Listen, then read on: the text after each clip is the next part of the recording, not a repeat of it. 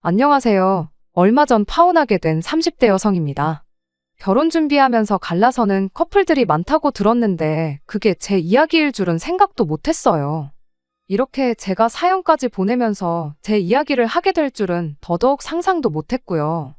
구구절절 하고 싶은 이야기가 많지만 일단 제일 문제는 남자친구가 어머님과 제 사이에서 중간 역할을 전혀 못했다는 거예요. 막말로 망가진 오뚜기도 아니고 어떻게든 가운데서 중심 한번 제대로 잡아보려는 척도 안 하더라니까요. 그냥 어머님 말씀이라면 아예 생각 자체를 안 하고 무조건 따라가는 식이었어요. 그리고 보아하니 이러다간 평생 남편 아닌 어머님 아들 껍데기만 데리고 살지도 모르겠구나 싶었죠. 그래서 말 그대로 어머님 품 안에서 오래오래 살라고 제가 헤어져 준 거예요. 아무튼 남자친구가 도대체 뭘 얼마나 잘못한 건지 궁금하실 테니 한번 이야기를 해보겠습니다. 일단 결혼 이야기가 오가던 당시 양가영 편이라던가 연애 중에는 선뜻 얘기하기 어려운 부분을 오픈하게 되었어요. 그런데 뭐 누가 더 나을 것도 없이 비슷하더라고요. 저희 둘이 벌이도 비슷했고요. 그래서 여기까지야 서로 크게 개의치는 않았습니다. 우리보다 더 어려운 사람들도 잘만 산다고 서로를 격려할 정도로 서로에 대한 나름의 믿음이 있었으니까요. 그런데 결국 저희를 기다린 건 아름다운 해피엔딩이 아닌 파혼이라니 또다시 좀 씁쓸해지네요. 아무튼 결혼 준비를 하다 보니 여러 가지로 신경 쓸 게 한두 개가 아니더라고요. 그리고 특히나 돈 없이 되는 일은 아무것도 없어 보였죠. 그래서 어떻게든 조금이나마 아껴보려고 발품 송품 팔아가며 정신없이 하루하루를 보냈습니다. 그리고 그러던 와중 남자친구 어머님과 같이 식사를 하게 됐던 날이었어요. 결혼 준비는 어떻게 해나가고 있는지 뭐 그런 대화가 오갔는데 어머님께서 요즘 집을 알아보고 계신다셨습니다. 그러니까 남자친구가 먼저 그게 무슨 말씀이시냐고 무슨 집을 알아보고 계시냐고 묻더라고요. 그리고 어머님께선 니들 살 집이지 무슨 집이겠냐며 대수롭지 않다는 듯 대꾸하셨지요. 깜짝 놀랐어요. 왜냐하면 남자친구하고는 이미 양가 어른들의 도움 없이 각자가 모은 돈을 합하고 부족한 건 대출받아 결혼식도 치르고 집도 구하기로 했었거든요. 그런데 어머님께서 저희 살 집을 알아보고 계신다 하니 당황스러우면서도 감사하기도 하고 솔직히 좋은 쪽으로 마음이 심란하더라고요. 그리고 남자친구를 보니까 남자친구도 전혀 몰랐던 것 같고 그래서인지 저만큼이나 당황한 눈치였지요. 이후로 식사 내내 분위기는 화기애애 그 자체였습니다. 구해주시는 집이 어떤 집이건 간에 감사한 마음으로 살겠다는 인사도 몇 번이나 드렸네요. 그리고 집으로 돌아와 부모님께 남자친구 어머님이 하신 말씀을 전하니 두 분 다 무척이나 기뻐하시면서 그럼 우리도 너를 빈손으로 보낼 수는 없지 않냐며 5천만 원을 해주시겠다 하셨습니다. 그 정도면 혼수를 채우던지 집을 고치는 데 쓰던지 아니면 차를 한 대 뽑을 수도 있지 않겠냐 하시면서요. 참고로 저희는 서울과는 비교적 먼 거리의 지방에 있고 그렇다 보니 집이 그렇게 비싸지는 않아요. 게다가 남자친구 부모님은 당장 먹고 사시는 데는 지장이 없으셔도 노후 준비는 안 되어 있으시다 했거든요. 그래서 언젠가는 저희가 어느 정도는 도와드려야 하는 날이 올 거라고 생각은 하고 있었습니다. 아무튼 그래서 제 나름대로 해주시는 집이 1억대의 빌라 정도 아닐까 짐작하고 있었죠. 그리고 그에 비하면 제가 모아놓은 돈이 4천이 좀 넘었고 저희 부모님이 5천을 해주신다셨으니 거진 1억을 해가는 거잖아요. 그러니까 딱 절반은 아니지만 그래도 기죽을 정도로 제가 덜 해간다고는 생각하지 않았습니다. 아무튼 그렇게 저희 부모님께서도 5천을 해주신다셨기에 그 소식도 전할 겸 다시 한번 남자친구 어머님을 모시고 식사하는 자리를 갖기로 했어요.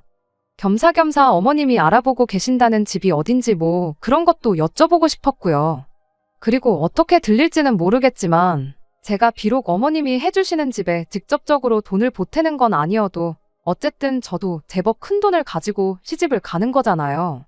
그러니까 어느 정도는 신혼집에 관해서라면 제 의견을 낼 수도 있지 않을까 싶었어요.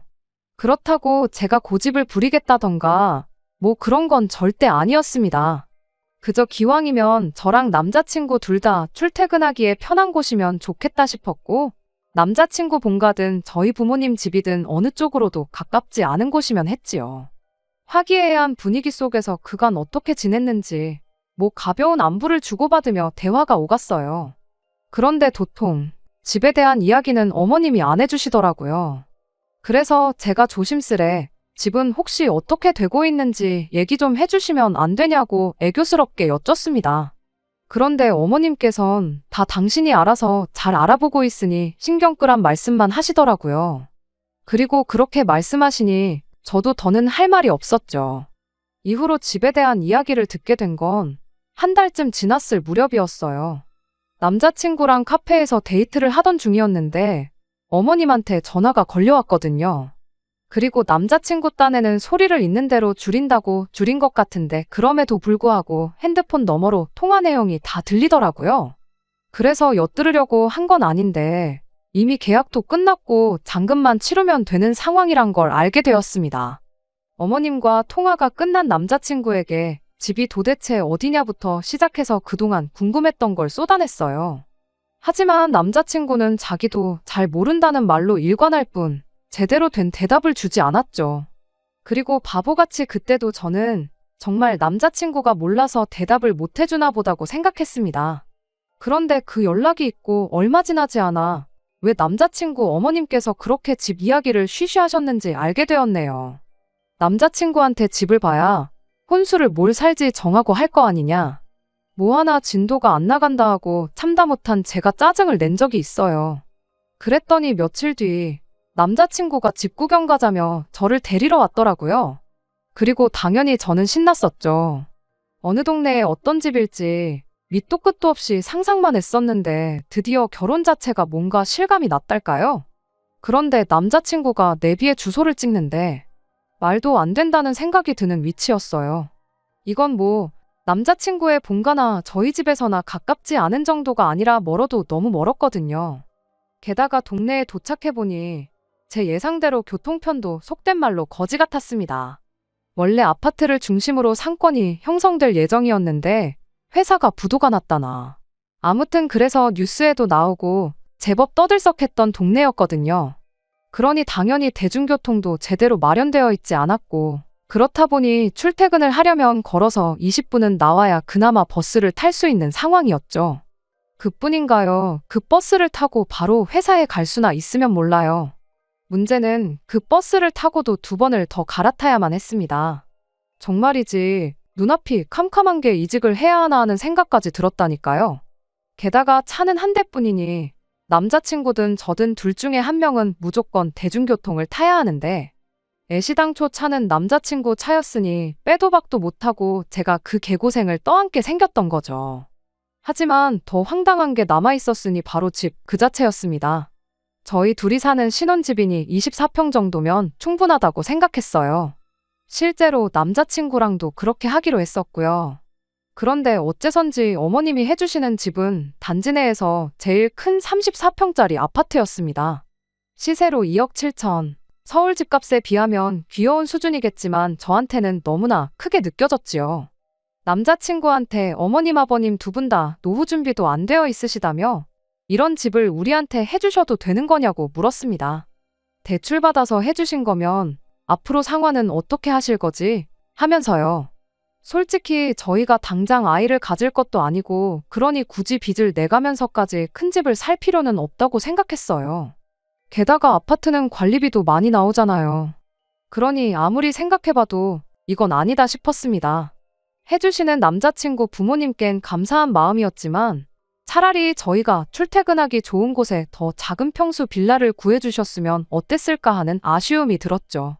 그래서 남자친구에게 어머님 좀 뵙고 가자고 했더니 영 내켜하질 않더라고요.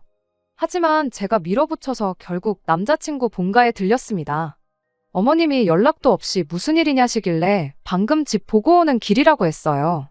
그랬더니 어머님이 활짝 웃으시며 어때 좋지 하시는데 웃는 얼굴에 침 못 뱉는다고 순간 어떡하나 싶대요. 하지만이네 그래도 아닌 건 아닌 거지 싶어서 어머님께 그렇지 않아도 집에 대해서 할 이야기가 있어서 찾아왔다 했습니다. 그리고는 솔직히 말씀을 드렸어요. 집은 좋지만 저희 둘한테는 너무 과한 것 같다고 계약금을 얼마나 내셨는진 모르겠지만 집주인하고 다시 한번 이야기를 해보시면 안 되겠냐고요. 그리고 저희는 제가 예전에 말씀드렸던 그 14평 빌라면 충분할 것 같다 했습니다. 그랬더니 어머님께선 그 빌라는 너무 작다며 거기서 어떻게 내 식구가 사냐고 하시대요. 그리고 저는 순간 어머님께서 대충 저희가 앞으로 둘은 낳을 거라는 전제에 하시는 말씀인 줄 알았는데 그게 아니었어요. 저희가 결혼하면 어머님 아버님이 저희랑 사실 거란 뜻이었지요. 어이가 없어서 그럼 처음에 집 얘기가 나왔을 때부터 집을 해주는 대신 모시고 살아야 된다고 말씀을 해주셨어야 하는 거 아니냐 하고 저도 모르게 따지듯 여쭙습니다. 그랬더니 어머님께선 저보다 더 황당하단 표정을 하시고는 자식이 부모를 모시고 사는 건 당연한 건데 그걸 꼭 말을 해야 하냐는 거예요. 그리고는 오히려 저더러 너는 그럼 내가 너희한테 집을 왜 사준다고 생각했냐는데 할 말이 없었죠. 그리고 말문이 막혀 아무 말도 못하는 저를 보시고는 어머님은 한층 더 당당해지신 목소리로 큰 방은 어머님 아버님이 쓰실 거고 작은 방 하나는 저희가 쓰랍니다. 그리고 방 하나 남는 건 나중에 저희가 애 낳으면 걔가 쓰면 되지 않겠냐며 얼마나 좋냐는데 한마디로 어머님 나름대로 다 계획이 이미 있으셨던 거죠. 게다가 너무 화가 나서 남자친구를 쳐다봤는데 저랑 눈이 마주치자 쓱 피하는 게 아니겠어요? 그리고 그런 모습까지 보고 나니 저 대신 제 입장을 헤아려 줄 사람은 여기 지금 한 명도 없구나. 딱 그 생각이 들더라고요. 그래서 저도 안 되겠다 할 말은 해야겠다 싶어서 어머님께 따지고 들기 시작했습니다. 처음부터 저희가 양쪽 부모님 도움 없이 저희 힘으로 결혼하겠다고 말씀드리지 않았냐. 그런데 굳이 집을 해주신다 하셔놓곤 이제 와서 같이 살자 하시면 곤란하다고요. 그리고 저는 모시고 사는 건 생각해 본 적도 없고 자신도 없다. 그러니 저희는 처음 계획대로 도움은 받지 않겠다 했거든요. 그랬더니 어머님께서 그럼 그 아파트는 어떡하냐입니다. 그래서 계약금이 아깝긴 하지만 어쩌겠냐고 그건 포기하셔야 할 거라니까. 그게 무슨 소리냐면서 이미 잔금도 다 치르셨다는 거예요. 아니 아직 결혼식까지는 한 달이나 남았는데 그걸 왜 벌써 치르셨냐니까. 뉴스에 금리가 오르네 어쩌네 하길래 차라리 한 달 더 이자를 내고 말지 싶어서 일찍 잔금을 치르셨다나요? 그리고 뭐 오며 가며 이삿짐도 하나씩 나르고 그러시려고 하셨다면서요. 그리고는 따로 살던지 말던지 저희 마음대로 하라고 하시더니 그래도 아파트 대출은 저희가 갚아야 한답니다. 하지만 같이 살면 당신들도 같이 갚아줄 거니까 생각 잘하라나요? 그리고 뭐 저희한테 다 내라고 안 한답니다. 관리비도 나눠서 내주실 거고 뭐 나중에 애 낳으면 애도 키워줄 거고. 그러니까 한마디로 절대 저희가 손해가 아니다. 오히려 이득이다. 말도 안 되는 말씀만 골라서 하고 계셨지요. 그리고는 막말로 당신들은 이제 죽을 날만 기다리면서 살고 있으니 결국 이 집 저희 거 되는 건 시간 문제인데 도대체 뭐가 그렇게 불만이냐고요. 기가 막혔어요. 막말로 뭐 정말 대출 하나 없는 아파트를 고스란히 상속받는 것도 아니고 남자친구 부모님 두 분 다 이제 겨우 60대 중반이세요. 그러니 100세 시대라는 요즘 정정하신 두 분을 보고 있으면 아무리 못해도 앞으로도 최소 20년에서 30년은 더 사실 게 분명하거든요. 그럼 뭐 한마디로 제가 못해도 20년에서 30년은 모시고 살아야 한다는 얘긴데 그 후에 아파트를 받는 게 뭐 얼마나 대단한 일이라고요. 결국 제대로 대화를 마무리 짓지 못한 채 서로 감정만 상해선 저 먼저 인사드리고 남자친구 집에서 나왔습니다. 그랬더니 남자친구도 데려다 주겠다며 따라 나왔어요. 그리고 그렇게 집으로 오는 길 남자친구가 저를 쓱 보더니 불만 가득한 말투로 왜 자꾸 어머님 말씀에 삐딱선을 타냐고 묻대요. 가뜩이나 짜증나 죽겠는데 집에선 내내 한마디도 안 하고 있던 인간이 기껏 한다는 소리가 그러니 얼마나 화가 나던지요. 그래서 남자친구더러 상황 파악이 안 되냐 따졌습니다. 내가 거기서 어머님 말씀에 내내하게 생겼었냐고요. 하지만 남자친구는 계속해서 너무 나쁘게만 생각하지 말라더니 그러다가 나중에 결혼해서 어머님을 어떻게 감당하려고 그러냐는 소리까지 해댔습니다. 그러다 호되게 시집살이라도 당하면 다 제 탓이라면서 말이죠. 가뜩이나 심란해 죽겠는데 시집살이라니. 아주 불난 집에 기름을 들이붓는 말이었습니다. 너 말 잘했다고. 네가 말한 대로 내가 왜 그런 걱정을 하면서까지 너랑 결혼을 해야 하냐 했어요. 그리고는 나는 차라리 월세로 단칸방에서 시작하면 시작했지. 어머님 아버님 모시고 사는 조건이면 아파트도 다 필요 없다고 했거든요. 그랬더니 남자친구가 뭐라는 줄 아세요? 지금 다시 생각해도 정말 어이가 없습니다. 그럼 자기가 어머님한테 말씀 잘 드려서 시집살이는 못 시키게 하겠다면서 어머님 아버님을 모시고 산다 생각하지 말고 룸메이트라고 생각하고 같이 살면 되는 거 아니냐고요. 대출은 월세 낸다 생각하면 된다면서. 말귀를 못 알아들어 처먹는구나 싶어서 다시 조근조근 설명을 했습니다. 어머님이 만약에 처음부터 같이 사는 조건으로 집을 알아보시고 계신 줄 알았다면 나는 바로 거절했을 거라고. 그런데 같이 사는 건 쏙 빼놓고 이제 우리더러 대출까지 갚으라고 하시니 내가 어떻게 그걸 받아들일 수가 있겠냐고요. 그랬더니 남자친구가 표정이 싹 바뀌어서는 그래서 저더러 하고 싶은 얘기가 뭐냐대요. 뭐 어머님이 사기를 치셨다고 얘기라도 하고 싶은 거냐면서요. 그리고 그런 남자친구의 뻔뻔하고 파렴치한 태도는 저로 하여금 결혼 자체에 의구심을 갖게 했습니다. 아직 결혼한 사이도 아닌데 벌써부터 어떻게든 제가 어머님한테 맞춰드리길 바라는 사람이 결혼하고 나면 더하면 더했지 덜하진 않을 게 분명하다 싶었으니까요. 어째선지 남자친구와 대화가 길어질수록 싸움도 커져갈 뿐이었어요. 그래서 남자친구에게 차 세우라고 하고는 더는 하고 싶은 말도 할 얘기도 없다 했습니다.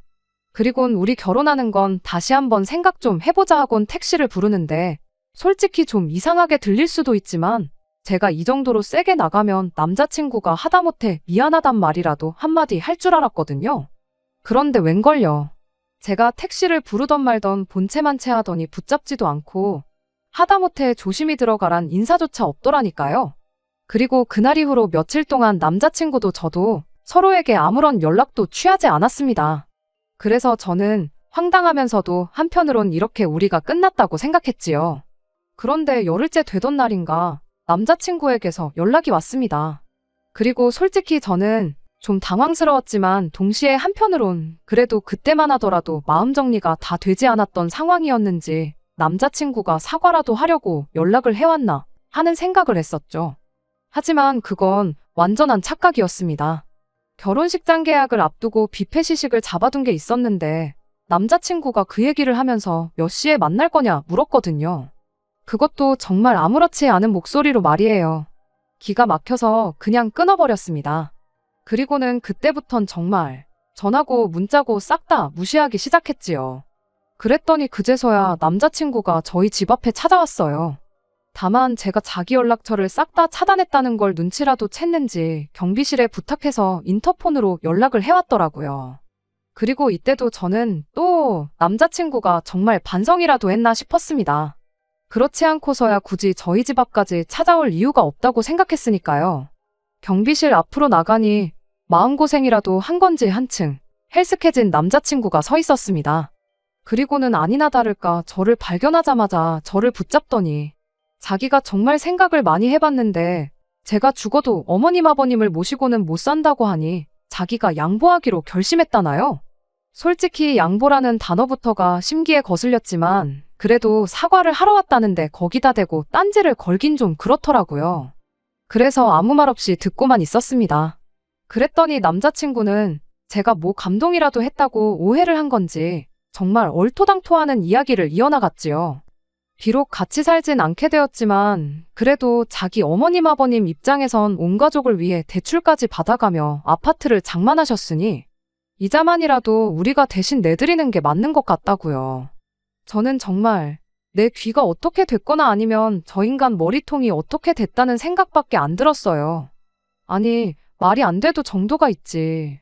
당장 너랑 나도 집도 절도 없고 그 아파트는 어머님이 우리랑 상의를 하고 계약을 하신 것도 아닌데 한마디로 제가 왜 어머님이 싼 똥을 치워야 하냐고요.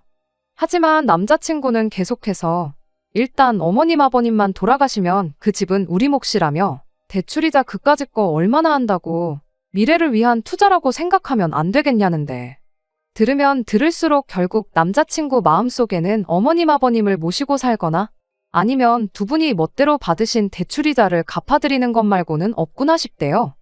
그리고 솔직히 멍청하게도 저는 그때까지도 남자친구도 저처럼 집에 대해선 아무것도 모르고 있었다고 믿었거든요. 그런데 문득 실은 다 알고 있었던 게 아닌가 싶었습니다. 다 알고 있었기에 그렇게 제가 집에 관해서 물어보는데도 잘 모른다는 소리만 해댔던 거고 정말이지 온몸에 소름이 다 끼치더라고요. 그래서 남자친구한테 네 뜻은 잘 알겠다고 했습니다. 그리고는 어쩌겠냐고 이자 갚아드리면서 들어가 살라고 했죠.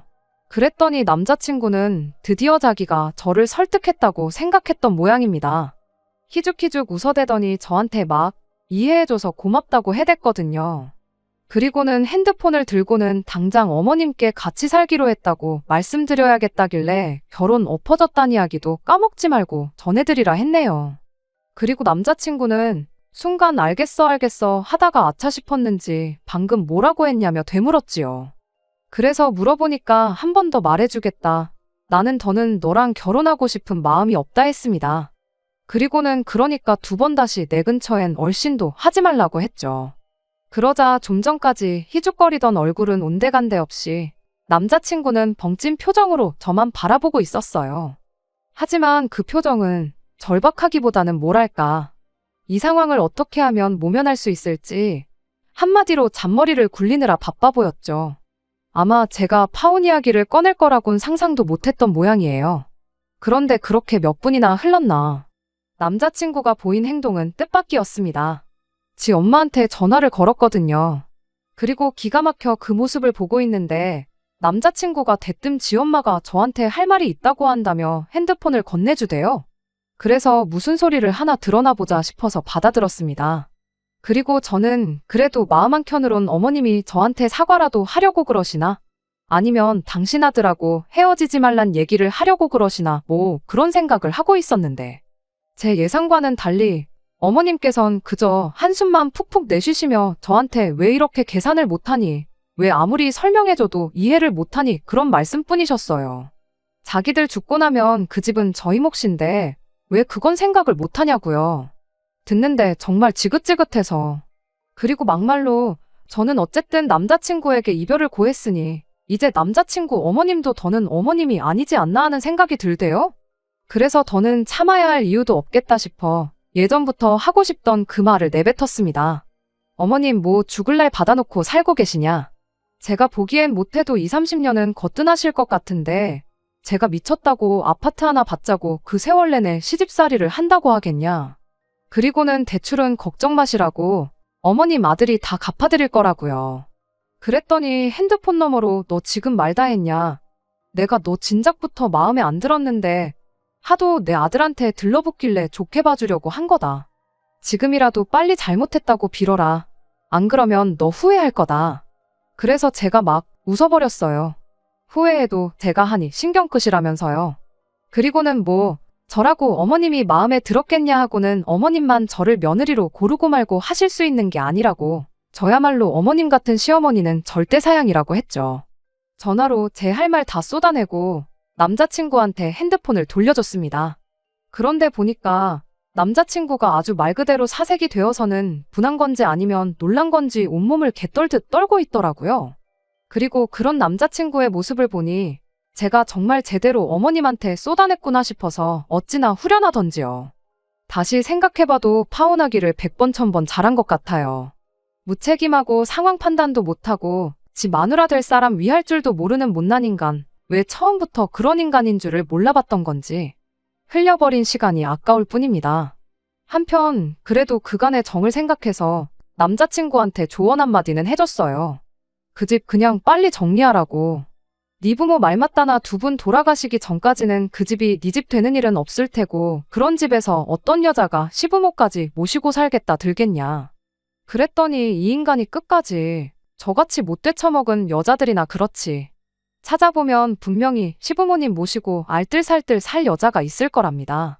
그러면서 저더러 잘난 척하지 말고 심보나 곱게 쓰라는데 그래 뭐 알겠다고 했어요. 막말로 저는 할 만큼 했다 싶었고 이제 남자친구가 어떻게 살게 되든 제 알 바는 아니다 싶었으니까요. 그리고 듣자 하니 남자친구가 기어이 제 조언은 개나 줘버렸는지 어머님 아버님하고 같이 그 아파트에서 살기로 했다대요. 꼭 똥인지 된장인지 먹어봐야 아는 건지. 아무튼 뭐 이젠 저랑 아무 상관도 없으니까요. 사는 게 힘들다는 죽는 소리 앓는 소리나 언젠가 한번 들을 수 있으면 좋을 것 같네요. 끝까지 들어주셔서 감사합니다. 오늘의 사연은 여기까지입니다. 구독과 좋아요, 알람 설정 부탁드리고 더 좋은 사연으로 다시 찾아뵙겠습니다. 감사합니다.